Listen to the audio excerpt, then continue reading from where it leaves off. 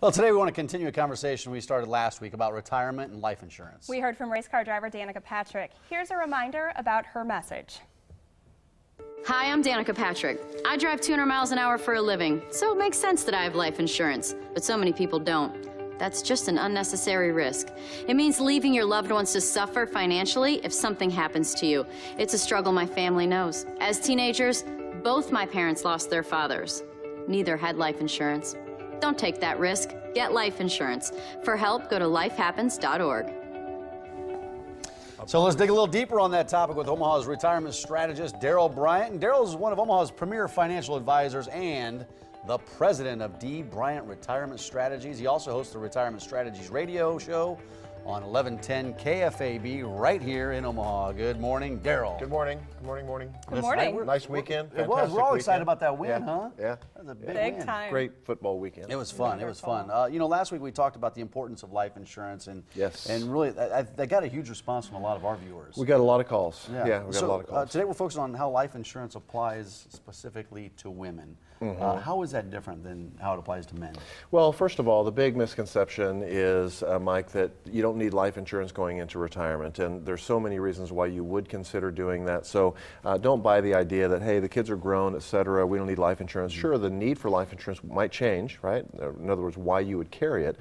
It's not to educate the kids anymore, that kind of thing. But surviving spouses have a problem because they lose portions of income when they lose a spouse. Social Security is going to go away. A portion of that could be a pension settlement provision, et cetera.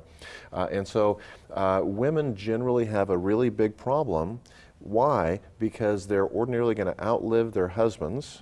Very, very commonly, they don't have, unfortunately, they don't get involved a lot. We see this all the time. We're seeing people all week long that are getting ready to retire, and the women sometimes choose even not to attend the meetings at times. Yeah, and so that's not a good thing. I understand why that is.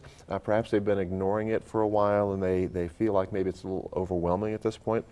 But women are going to outlive their husbands. Their cost of living is going to be higher when they do outlive their husbands because of health things. They have smaller 401ks because they weren't in the workforce commonly, consistently, and maybe didn't even work full time to where they could qualify for the 401, et cetera.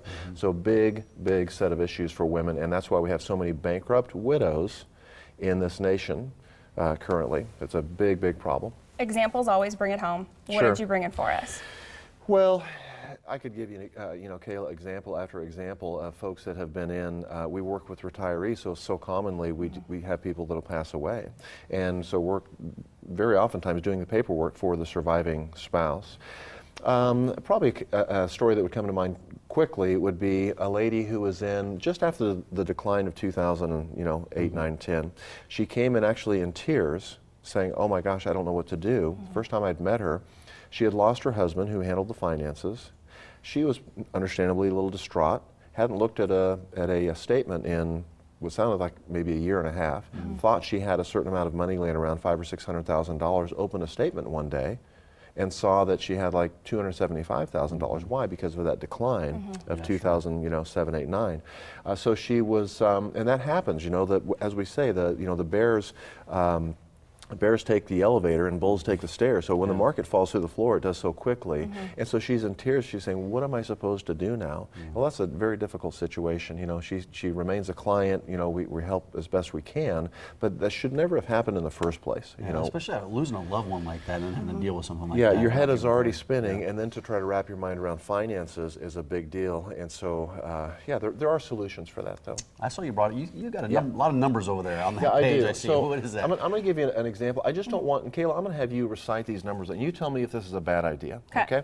So here is, let's say that you have some lazy money laying around. You have what is this one? Okay, here is this is an example. Here's a 60-year-old, let's use the husband. Okay, 65-year-old male, okay, just average guy. Got some lazy money laying around, sitting in CDs. I know you're not earning anything on your CDs, et cetera. Maybe there's $100,000 laying around. Watch this. So look, you see the amount that she put in, $100,000, okay? Now this is a fully liquid contract, so next year, if you said, "You know what, things have changed, I need to go ahead and pull that money out," how much is your value right there at the end of the first year? Just almost $105,000. Yeah, okay, and how much is guaranteed? Just under $105,000. The same number. Guaranteed next year, you could just walk in the office and say, "You know what, I know we were planning on doing that, but things have changed." What if the husband were to pass away In the first year, how much would go to, it's right there, how much would go to the surviving spouse? $187,000. So she put in 100. If he walks out the door and should pass away, she gets $187,000. tax-free, probate-free right now. And if she wants to walk away, she could walk away anytime. Look at this, real quick. In 10 years, what's the value? She held this for 10 years and wants to walk away. How much is her value? $141,000. So she goes from 100 to 141. And how much has the death benefit grown to by then? Over $200,000. Nice, okay? Yeah. Fully liquid, lazy money anyway, earning more than a CD, okay? Tax-free, probate-free. There are options, okay? And that's why we're running that Women in Finance thing coming up here in a That's few right. weeks. You've got a special event coming up October 25th. October We'll talk 25th. about that more in the coming weeks, but right now what we want to do is hit on that special offer that you brought in, Yep, because let's do it's it. the same one that we're looking at as last week that was incredibly popular with our viewers. So the first 15 qualified callers will receive a life insurance x-ray. You see the number to call right there on your screen, 402-932-2141. Yeah, what is the insurance x-ray? I had somebody ask me that. What's the x-ray? Yeah, that's the common call is, an x-ray obviously is when you look into something like a doctor might. People will own life insurance. Lou gave me an example in the office the other day. Had a client come in the office, they have $45,000 sitting in cash value on a $50,000 life insurance policy. So he was able to transfer that to a different contract and get them a much higher,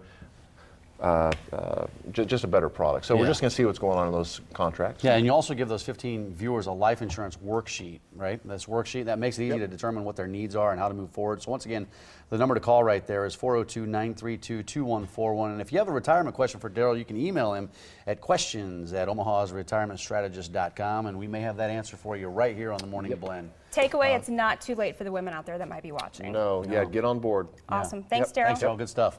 All right, guys, to the Morning Blend.